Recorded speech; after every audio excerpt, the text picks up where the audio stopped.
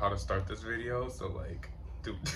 A few moments later. A little quick disclaimer before I even start what the fuck I'm going to talk about. I do want to say this. It is currently 7:16 in the morning as I'm filming this, and it is literally May 19th. It's May 19th, and this video is probably not coming out until like July 12th. So just a quick disclaimer. I'm recording this at least 2 months early. Why? I do not know. But let's get on to it, the actual fucking video. Several hard-hitting hours later. Hello, everyone. It is I, the motherfucking queen of Vince fucking Gonzalez, and I am back on YouTube.com, everyone, to give you all the fucking tea of what's been going down in Big Brother Minecraft Season 9, Episode 1, which is something I used to call the Vince Analysis. I normally don't do these kind of videos because of the fact that it takes too much of my time and I am lazy as fuck to edit videos. However, because I'm on this current season, I might as well do something out of my life during the summer.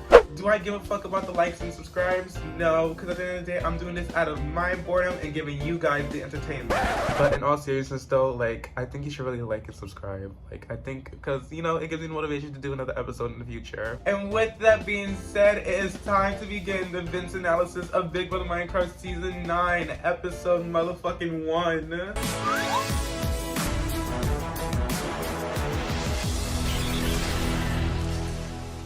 To kick things off with the season, we get to meet the new, fresh 14 faces of Big Brother Minecraft Season 9, which contains the following: Boyar, Brayden, Davison, Happy, Jake, Joe, Landry, Mac, Maddie, Nick, Sage, Tara, Via, and the one and only Vince Gonzalez. Soon after that, we all moved in the house. We all got to introduce each other. We got some good personalities, we got some horrible personalities, and we got some personalities that were just robotic as hell. Right after that, we went out to the backyard. What do we see? We see a podium, we see some stairs, and one thing is for sure, that this is about to become some fuck-ass twist that no one's gonna like. And what do you know? That one of us is about to become this season's first head of household.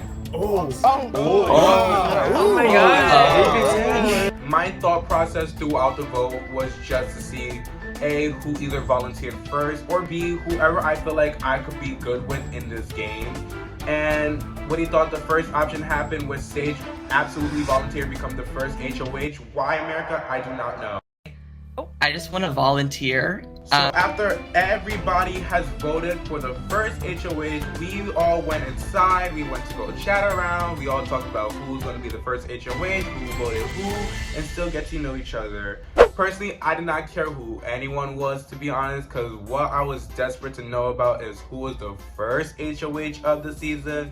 That way that I could go immediately talk game with them, so that way I don't have to go home first. Moments before we revealed the first HOH, there's this whole Dolls 2.0 lines that contain with me, Maddie, Sage, Landry, Tara, and Via, a whole 6-person lines with the dolls. Was I living for it? Moving on. And soon after that, Sage won the first HOH of the season, and it obviously means that I was not going home the first week, so yay, we celebrate! Do my new dance, celebrate. Before Sage even made their nominations, the most shocking twist happened with Andrew saying, The person who survives the vote will automatically be crowned as the next head of household. Oh my god! I think everyone's mouth was like, because of the fact that, you know, we usually expect an HOH competition right after eviction, but it's whoever stays and survives eviction night will automatically become the HOH. I was not living for it, but I actually was, because this is something that I never like seen on the actual show, but we're seeing this on Minecraft. So here Sage goes, nominates both Happy and Nick for eviction. Was I living for the nominations? Obviously, because it wasn't me, and I truly was like so grateful not to be nominated the first week, because it would really suck for a super fan to go home the first week of the game. As soon as everyone had their talk time with Sage and had their quick little 1-2s, it was time for the veto competition. And what do you know? I got to play in Veto, Boyar got to play in Veto, and Joe got to play in Veto. So literally after everyone fallen, well actually Arise, Joe ended up winning the first Golden Power Veto of the season. And I was livid because honestly, it was not a competition that I didn't want to win. And it was like also a competition that I did not like. Andrew, what's your issue? After the veto competition, I got a chance to have a conversation with both Landry and Joe. Joe was planning on using the veto on Happy because Happy was not really comfortable being on the block. And I think during that time, I got the word that Nick was the target this week because of his theater major skills, which people think that he's really a good actor, which really sucks because no one wants to be going home the first week, but that's how the cookie crumbles. And apparently Happy didn't want to be on the block because if nominees stay the same and Nick goes home, Happy will automatically become the HOH, and Happy didn't want that power. So Joe was planning on using the power veto on Happy, which was kind of great because, you know, I don't think anyone would want to know what would Happy do in the case, if that makes sense. During the veto meeting, as predicted, Joe used the veto to save Happy, and Sage decided to name Boyar as the replacement nominee. Was I fine with the nominations? Yes, because of the fact that I do not know Boyar well, and I do not know Nick well. However, I want to still get to know both nominees before like making the final decision. Before the veto meeting, Nick was trying to throw out names and trying to save himself from eviction, which led Nick being the primary target now, which I have said numerous times already because I sound like a fucking robot. And honestly, I think when it came to the final nominees, Nick's fate was sealed already.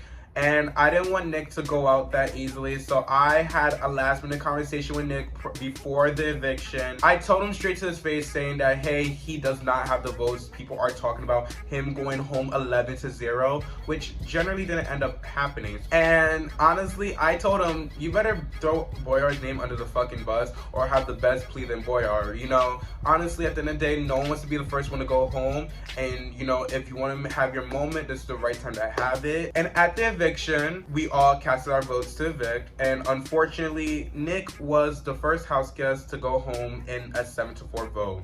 Does it suck seeing Nick go home first? Yes. Does anyone want to be the first one to go home? No. However, that's how the game goes. And Nick, when you're watching this, if you're watching this, I love you. It sucks to see you go home. Do better next time. And to give y'all my full rundown on how week 1 turned down for me, honestly, it went down not really in my favor because yeah, I voted with the minority and voted to evict Boyar, who is currently the next HOH now coming into week 2. So, you know, that's a number down for me. At the end of the day, I have the Dolls 2.0 lines in this game, and hopefully that stays strong and, like, you know, help me in the long run. Do I know where everyone's head is at in this game? Absolutely not. Do I have a few people I trust in this game? Absolutely. And will I tell Boyar that I voted to evict him? Absolutely the fuck not, because that would send me on the block. And with that being said, thank you all so much for watching the very first episode of Vince Analysis episode 1. I really hope you enjoyed it. I try my best to keep everything short and simple and not make this video literally an hour long or a 52-minute long video, because at the end of the day, ain't no one is watching that. If you did, like and subscribe, or you don't if you have to, like, you know, but that would be really great. We will all see you all next week, next Saturday, because next Saturday is indeed July 19th. And that is indeed my birthday. So, am I expecting a video to be uploaded that day? No. But hopefully, if I get lucky, there will be a video on my birthday. So please, like and subscribe. And we will see you all next week for another Vince Analysis when it comes to week 2.